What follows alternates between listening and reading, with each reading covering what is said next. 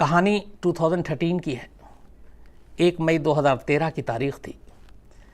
शाम 3:40 पर दिल्ली में अलग अलग रेलवे स्टेशन, उसमें से एक है हज़रत निज़ामुद्दीन रेलवे स्टेशन।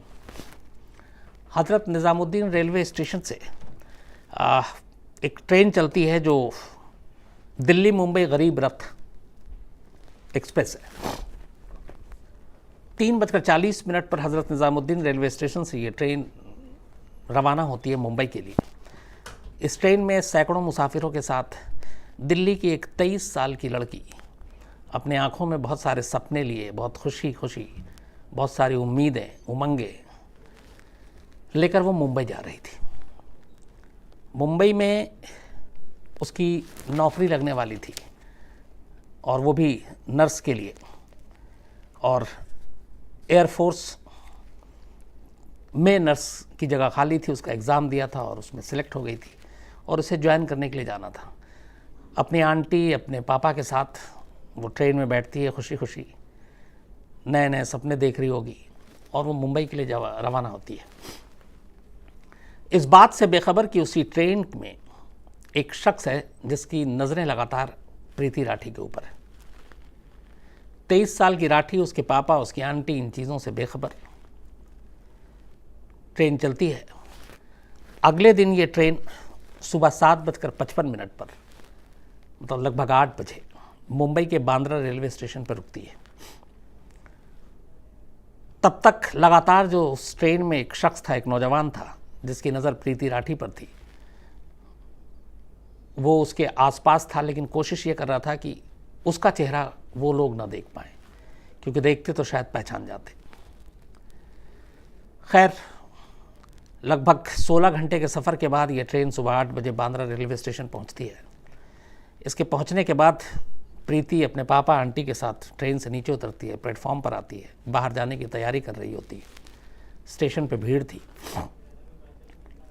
तभी अचानक एक जगह एक मौका मिलता है और एक प्रीति के पापा और आंटी थोड़ा आगे आगे चल रहे थे, प्रीति थोड़ा पीछे थी। एक नौजवान आता है, पीछे से प्रीति के कंधे पर हाथ रखता है। तो एक नेचुरल होता है कि जैसे ही हाथ रखा तो आप पलटेंगे, तो वो एक बायां हाथ उसके कंधे पर अपना रखता है। प्रीति पलटती है। जैसी पलटती है, वो अपने दाहिने हाथ में एक च्यवनप्राश का डब्बा लिया हुआ था, बड़ा वाला। वो च्यवनप्राश का डब्बा सीधे प्रीति के चेहरे और जिस्म पर उछाल देता है। ये सब कुछ सेकंड में हुआ था, और जिस तरीके से वो फेंकता है, उसके कुछ छींटे प्रीति के पापा, आंटी और 2 और पैसेंजर जो वहीं पे साथ साथ चल रहे थे, उनको भी वो जाकर लग जाती है। हर एक को जलन महसूस होता है। लेकिन ये देखने के लिए क्या हुआ, वो लड़का वो रुकता नहीं है जो अनजान था। वो अचानक फिर वहाँ से गायब हो जाता है। अब प्रीति जो है वो चीख रही है, चिल्ला रही है, उसको जलन हो रही है, उसकी आंखें बंद हो गई हैं, क्योंकि ज़्यादातर हिस्सा जो च्यवनप्राश के डब्बे में था, जो उसने फेंका था, उसके चेहरे पर ही था। बाकी गर्दन पे, सीने पे, इन सब जगहों पे भी गया। तो अचानक चीखती चिल्लाती है। उधर पापा को भी कुछ वो जो छींटे थे वो पड़े थे, आंटी को भी, 2 पैसेंजर भी। थोड़ा अफरा तफरी मच जाती है, लोग देखते हैं। इसके बाद फ़ौरन प्रीति को हॉस्पिटल ले जाया जाता है। हॉस्पिटल ले जाने के बाद वहाँ डॉक्टर देखते हैं, उसकी हालत बहुत ही ख़राब। उसका इलाज शुरू होता है।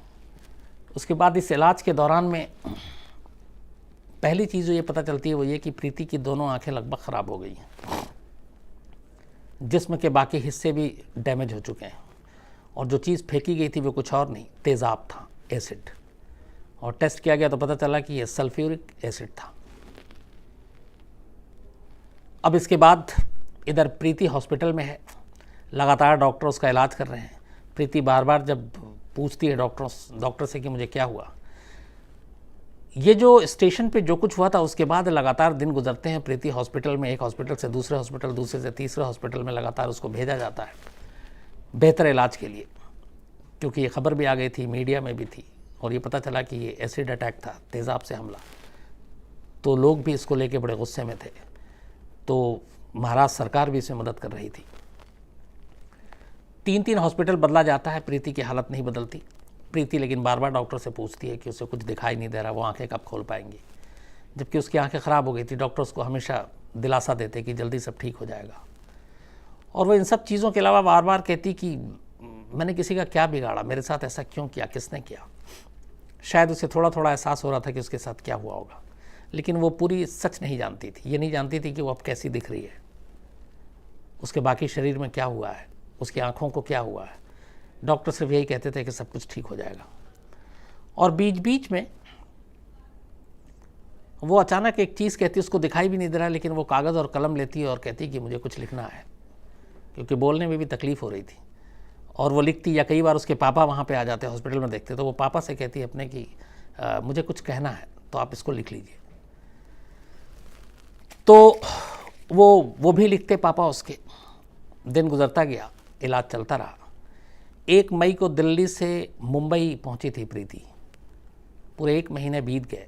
1 जून की तारीख आती है और आखिरकार प्रीति ये जंग हार जाती है। प्रीति की मौत हो जाती है ठीक 1 महीने के बाद इस हादसे के। 1 जून की मौत के बाद अब प्रीति वापस मुंबई से दिल्ली आती है, लेकिन इस बार ताबूत में बंद होकर, क्योंकि वो गई थी बहुत सारी खुशियां लेकर, सपने लेकर, लेकिन अब उसकी मौत हो चुकी थी, तो वापस ताबूत में आती है। दिल्ली लाई जाती है। इस दौरान में पुलिस लगातार अपनी जांच कर रही है, कोई फ़ायदा नहीं है। दिल्ली में लाने के बाद उसका अंतिम संस्कार किया जाता है। इस दौरान में प्रीति ने जो हॉस्पिटल में अपने फादर से लगातार कहती थी कि मुझे कुछ कहना है, कुछ लिखना है, वो सारी चीज़ें उसके फादर लिखते रहते थे। जब प्रीति इस दुनिया से चली गई तो फिर वो प्रीति ने जो कुछ लिखाया था हॉस्पिटल में अलग अलग वक्त में, उन 30 दिनों में, फिर उसके पापा ने वो सारे चीज़ें मीडिया को भी दी, जो हम लोगों को भी मिली। तो उसका कुछ एक हिस्सा है जो मैं आगे बढ़ूँ सिर्फ सुनाना चाहता हूँ कि मैं अपनी मौसी के पीछे पीछे चल रही थी। तभी अचानक किसी ने कुछ फेंका, मुझे पता ही नहीं चला वो गोरा था या काला। मुझे बहुत जलन हो रही थी, मैं तड़प रही थी। अगर मौसी मेरे साथ ना होती तो उस दिन शायद मैं बच ही नहीं पाती। अब तक तो घर में सबको पता लग गया होगा, मम्मी और टेंशन में होंगी। मैंने INS की नौकरी के लिए बहुत तैयारी की थी, बहुत मेहनत की थी। लेफ्टिनेंट नर्स की नौकरी पाकर मैं बेहद खुश थी। मैं ये जॉब नहीं छोड़ना चाहती थी, पर अब मेरी ये नौकरी भी शायद चली गई। यहाँ मुझे डॉक्टर कुछ बता नहीं रहे हैं, सर्जरी कब होगी, ये प्लास्टर कब हटेगा, हम और कितने दिन यहाँ रहेंगे। कल शाम से हाथ की मूवमेंट में भी पेन है, पहले नहीं था। मैंने डॉक्टर साहब से पूछा, मेरी राइट आई ख़राब है। उन्होंने बताया कि जब तक ट्रांसप्लांट नहीं होगी मैं नहीं देख पाऊँगी, और ट्रांसप्लांट जब तक मैं चेहरे से ठीक नहीं हो जाऊँगी तब तक नहीं हो पाएगी। पापा, मुझे निक्की और तनु की भी पूरी सिक्योरिटी करवानी है। मैं नहीं चाहती जो मेरे साथ हुआ वो उनके साथ हो। मम्मी पापा ने तो मेरे लिए रिश्ते भी देखने शुरू कर दिए थे, पर अब मुझे सुंदर नहीं दिखना है। जो तनु और निक्की, ये दोनों भाई बहन थे। ये ख़त था जो अलग अलग वक्त में प्रीति ने लिखाया था हॉस्पिटल में रहते हुए, और उसके पापा ने जो बाद में बताया वो यही कि वो हमेशा यही कहती थी कि, और मुझे बार बार लिख कर देती थी कि मैंने किसी का क्या बिगाड़ा था। और जब प्रीति ये लिखती थी तो अपने पापा से ये पूछती भी थी कि आखिर उसका ये हाल किसने किया, उसका क्या कसूर था, क्या उसका मुजरिम पकड़ा गया। लेकिन अफसोस कि जाते जाते जब तक वो ज़िंदा थे इन सवालों के जवाब उसे नहीं मिले, क्योंकि पुलिस भी उसके गुनहगार को नहीं पकड़ पाई थी। तो 1 महीने के बाद प्रीति ने दम तोड़ दिया। इधर मुंबई पुलिस इस मामले की लगातार जांच कर रही थी, लेकिन कोई फ़ायदा नहीं हुआ। सिर्फ एक चीज़ मिली, जब ये ट्रेन दिल्ली मुंबई गरीब रथ 2 मई की सुबह 7:55 पर प्लेटफॉर्म पे पहुंचती है, उसके बाद फिर पुलिस इस इंसिडेंट के बाद के सारे CCTV कैमरे को खंगालती है। तो उस कैमरे में बाकी तो कुछ नहीं दिखता। इत्तेफाक से जहाँ पे एसिड अटैक हुआ प्लेटफॉर्म पे, वहाँ पे कैमरे का कोई एंगल नहीं था, मतलब वहाँ तक कैमरे की रेंज नहीं थी जो पता चल सके। लेकिन इसी प्लेटफॉर्म पे एक दूसरा एंगल से एक चीज़ दिखाई दी पुलिस को, वो ये कि जब ये ट्रेन आई, रुकी, और उसी वक्त जब ये इंसिडेंट हुआ उसके कुछ पल बाद एक लड़का बड़ा घबराया हुआ बड़ी तेज़ी से प्लेटफॉर्म पे दौड़ता हुआ भाग रहा है। अब बाकी सारे मुसाफिर कुछ तेज़ चलते हैं, कुछ स्लो चलते हैं, लेकिन उस लड़के की चाल, उसकी घबराहट ये बता रही थी कि शायद कुछ गड़बड़ है। तो पुलिस को लग गया कि हो ना हो यही लड़का है, बट तस्वीर साफ नहीं थी, चेहरा पूरी तरह से पहचान में नहीं आ रहा था। फिर भी पुलिस ने कोशिश की, मुंबई में आसपास तमाम देखा, ट्रेन में बात की, TT से बात की, लेकिन उसकी वो नहीं हो पाया, उसकी शिनाख्त नहीं हो पाई। तो पुलिस का ये पूरा केस ऐसे ही रहा। इस दौरान में पुलिस ने प्रीति के दिल्ली में भी आके मुंबई पुलिस ने पूछताछ की, एक पड़ोसी को भी उठाया, लेकिन बाद में पता चला कि नहीं, वो उस दिन की मौजूदगी उसकी नहीं थी वहाँ, वो दिल्ली में थी।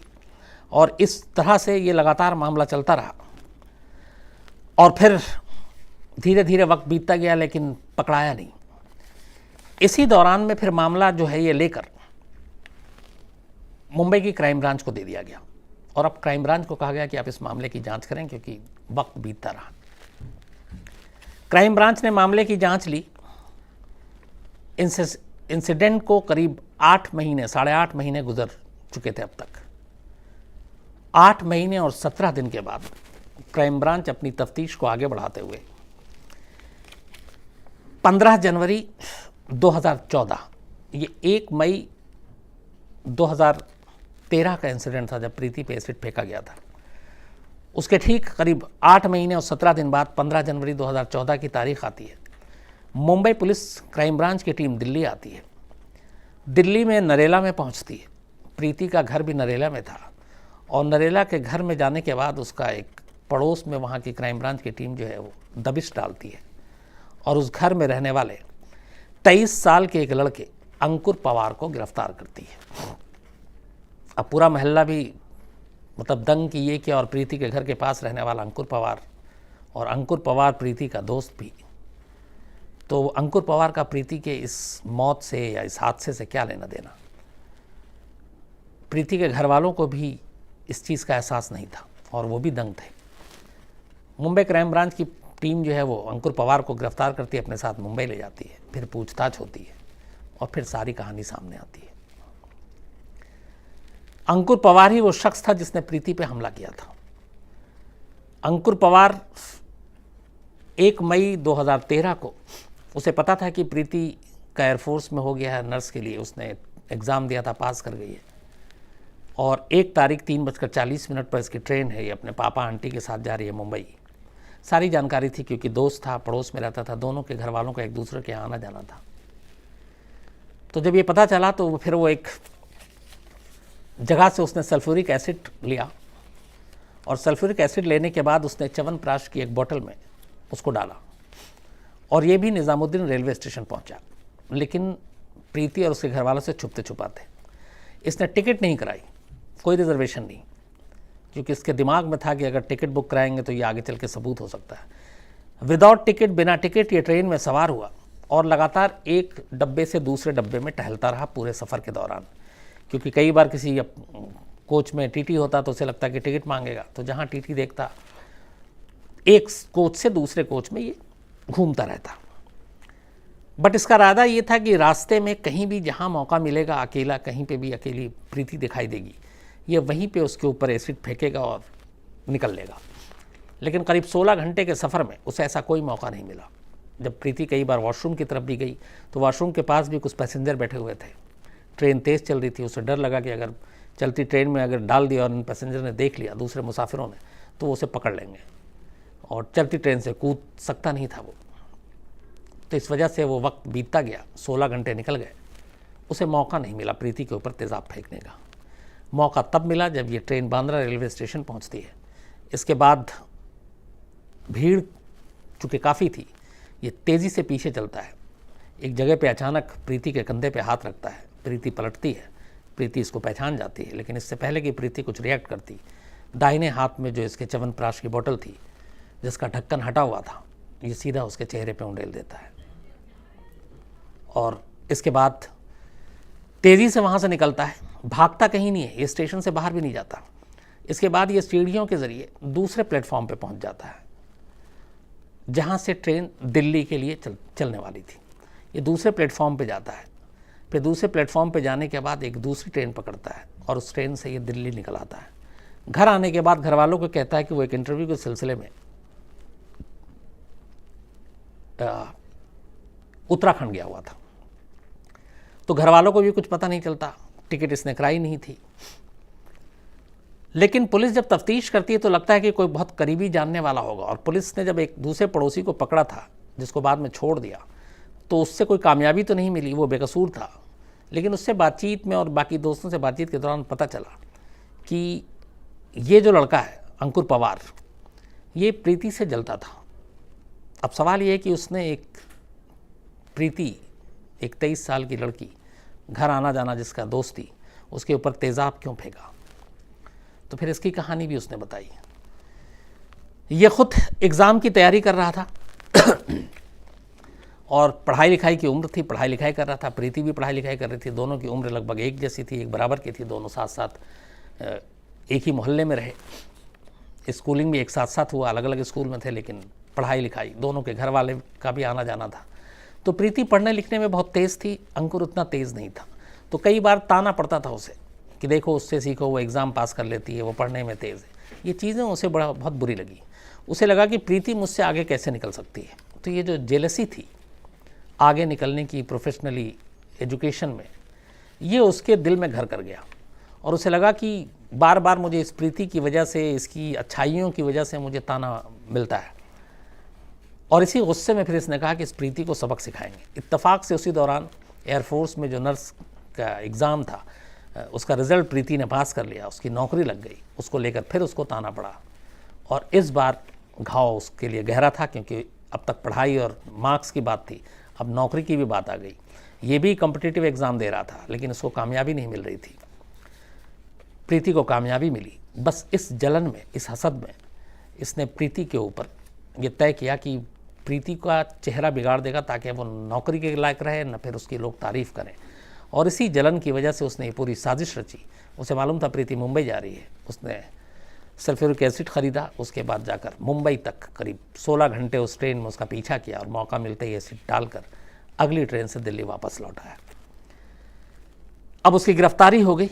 गिरफ्तारी के बाद अब मुंबई की कोर्ट में ये मामला चला, और ये जो मामला की जो सुनवाई हुई थी वो स्पेशल वुमेन्स कोर्ट में सुनवाई हुई इसकी। इनकी जज एस शेंडे, इन्होंने फैसला सुनाया, और ये फैसला आया 3 साल के बाद। 2013 में इंसिडेंट हुआ, 2016 में फैसला आया, और ये एक लैंडमार्क जजमेंट था। हिंदुस्तान में ये पहला ऐसा फैसला था जो किसी एसिड अटैक के लिए किसी मुजरिम को सजाए मौत दी गई। कोर्ट ने माना, इससे पहले कभी एसिड अटैक को इस तरह से, इस तरीके का क्राइम नहीं देखा गया था, लेकिन कोर्ट ने कहा अपने जजमेंट में कि इस मामले में इससे कम सज़ा नाइंसाफ़ी होगी, इसलिए अंकुर पवार को सजाए मौत ही मिलनी चाहिए। और स्पेशल वुमेन्स कोर्ट ने ये जजमेंट 2016 में सुनाया, और ये पहला था जो हिंदुस्तान में था। इसके अलावा दुनिया में अगर हम बात करें तो सिर्फ एक बांग्लादेश है जहाँ पे एसिड अटैक के लिए सजाए मौत का प्रावधान है। इंडिया ऐसी दूसरी कंट्री है जिसने एसिड अटैक के लिए किसी को सजाए मौत दी है। बाकी दुनिया में एसिड अटैक के लिए इतनी ज़्यादा सज़ा अभी तक नहीं है। ये सिर्फ सेकंड मतलब एग्जाम्पल है इंडिया के लिए। इस पूरे मामले में जो गवाह बने, उसमें जो 2 पैसेंजर जिनके ऊपर छींटे पड़े थे तेज़ाब के, वो, इसके अलावा ट्रेन में जब ये पूरा ट्रैवल कर रहा था, उस दौरान ट्रैवल के दौरान कुछ मुसाफिर भी सामने आए थे जो मीडिया में खबरें आई थी। उसके बाद इन सब ने आइडेंटिफाई किया। इस अटैक के दौरान में खुद इसके हाथ भी इंजर्ड हो गए थे तेज़ाब से, तो वो सबूत भी था। तो ये सारी चीज़ें इसके ख़िलाफ़, और जो मेन गवाह थे, गवाहों की गवाही वो इसके ख़िलाफ़ गई। मैं सिर्फ आपको वो जजमेंट की कुछ लाइनें पढ़ के बता रहा हूँ जो जज ने लिखा सजाए मौत देते हुए। उसी से पता चलता है कि क्या कुछ हुआ होगा। जज ने अपने जजमेंट में कहा कि प्रीति जो है वो सिर्फ 30 दिन तक इसलिए ज़िंदा रह पाई, वरना वो मर जाती पहले, क्योंकि उसे पता ही नहीं था कि वो दिख कैसी रही है, उसके चेहरा अब कैसे है। उसे ये भी पता नहीं था कि उसकी आंखों की रोशनी अब कभी लौटेगी कि नहीं लौटेगी। उसका चेहरा ऐसा हो गया था कि खुद घर वाले और माँ बाप अगर देखें तो वो डर जाएं। और अगर ये असलियत उसके सामने आ जाती, कोई आईना उसके सामने रख देता और थोड़ी बहुत उसकी रोशनी आंखों की वापस होती और वो देखती, तो शायद ये 30 दिन जिंदा नहीं रहती, वो पहले ही दिन मर जाती। ये जज ने अपने फैसले में कहा। जज ने साथ में ये भी कहा कि जो एसिड अटैक है, उनकी नज़र में ये रेप से भी ज़्यादा ब्रूटल क्राइम है, क्योंकि रेप की विक्टिम जो है, जब रेप होता है तो उसकी आत्मा मारी जाती है, उसकी आत्मा को कुचला जाता है, लेकिन उसे समझा बुझा कर उसको अलग रख कर देखभाल कर वापस ज़िंदगी के पटरी पे लाया जा सकता है। ऐसे बहुत सारे इस देश में इंसिडेंट हैं जहां रेप विक्टिम ने एक नए तरीके से अपनी ज़िंदगी शुरू की है। लेकिन एक एसिड अटैक विक्टिम को अपनी उसी बॉडी, उसी शरीर, उसी चेहरे के साथ वापस इस दुनिया के बीच में रहना सबसे मुश्किल काम होता है। तो इसीलिए उनका कहना था कि एक रेप से ज़्यादा ब्रूटल क्राइम जो है वो एसिड अटैक है। जज का ये कहना था कि अगर प्रीति को एक झलक भी उसके चेहरे की और बाकी चीज़ों की दिखाई दे जाती तो वो कभी ज़िंदा नहीं रहती। 30 दिन सिर्फ इस भ्रम में उसने गुजार दिया कि वो ठीक हो जाएगी, उसका चेहरा ठीक है। उसकी जो मौत हुई थी वो मल्टीपल ऑर्गन फेलियर की वजह से हुई थी। एसिड ने उसके लगभग दिल, लीवर, गुर्दा, जो भी हम जिंदा रहने के लिए जो हमारे इंपॉर्टेंट पार्ट्स हैं उनके ऊपर हमला कर दिया था। और इतनी ज़्यादा मात्रा में वो एसिड फेंका था कि उसकी वजह से बहुत ज़्यादा नुकसान हो गया था। तो ये देश का पहला और इकलौता मामला है जिसमें किसी एसिड अटैक के लिए मौत की सज़ा दी गई है। जाहिर सी बात है ये मामला अभी लोअर कोर्ट का फैसला है, हाई कोर्ट का भी फैसला आया नहीं, इसके बाद सुप्रीम कोर्ट में जाएगा। क्या ये फैसला बरकरार रहता है, आगे क्या होगा, इसका अपडेट जब जब आएगा, क्योंकि अभी कोई लेटेस्ट अपडेट है नहीं, वो जेल में है, हाई कोर्ट का फैसला आना बाकी है, मौत की सज़ा बरकरार रहती है कि नहीं, फिर सुप्रीम कोर्ट का फैसला आएगा। जो भी होगा मैं आप तक ज़रूर पहुंचाऊंगा। लेकिन ये कहानी इसलिए झकझोर देती है कि इस सारी चीज़ों को सुनने के बाद सिर्फ 2 चीज़ें की, मतलब सोच के अजीब लगता है कि एक कोई भी हो, लड़का या लड़की, उसकी एक पहली नौकरी लग रही है, एग्ज़ाम पास किया है, सोचिए उसके कितने सपने होंगे, कितनी खुशियाँ होंगी, और वो एक नए शहर में जा रही है, मुंबई जैसे शहर जो सपनों की नगरी है, और उसी मुंबई की ज़मीन पर कदम रखते ही उसकी ज़िंदगी एक तरह से ख़त्म हो जाती है। उसके सपने तो ख़त्म होते ही हैं, ज़िंदगी भी ख़त्म हो जाती है। और उस परिवार पे, उस माँ बाप पे, भाई बहन पे क्या बीता होगा, जो एक पल में जिनकी सारी खुशियाँ लुट गई, क्योंकि अभी तो उनके भी थे कि अब बेटी की पहली नौकरी है, जॉब है, नई शुरुआत होगी। लेकिन ये सब कुछ एक ऐसे लड़की की वजह से जो सिर्फ जलन की वजह से कि मुझसे बेहतर क्यों है, मुझसे ज़्यादा कैसे पढ़ लेती है, मुझसे ज़्यादा क्यों टैलेंटेड है, मुझसे पहले क्यों नौकरी लग गई, उसके साथ उसने ऐसा सलूक किया।